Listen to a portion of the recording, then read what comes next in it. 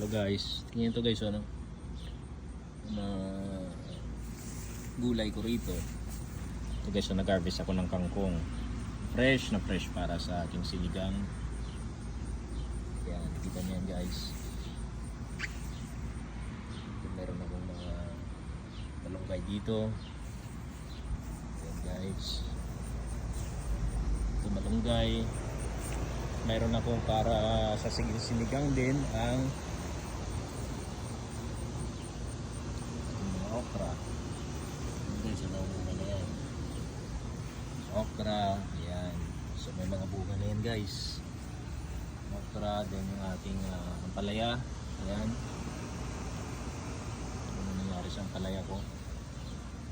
Ayan guys, yan. So mga ampalaya ko. Dito, ampalaya. Okra.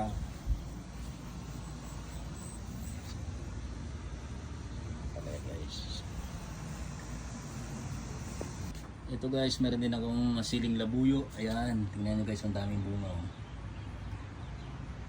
Siling labuyo.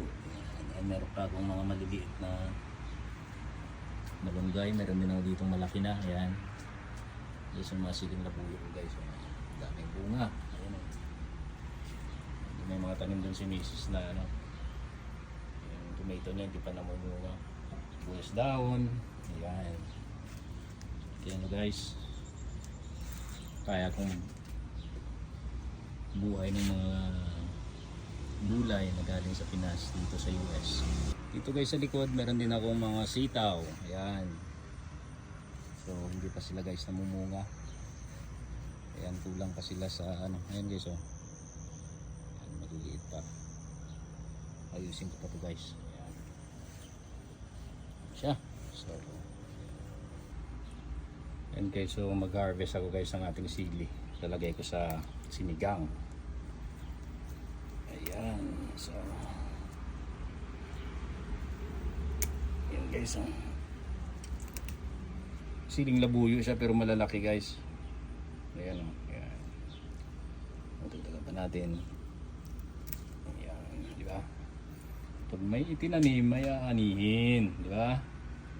Ito guys yung mga sangkap ko sa aking sinigang. Tignan ko na guys na harvest sa aking mga backyard. Ayan, napakasariwa. Ito yung salmon. Ayan.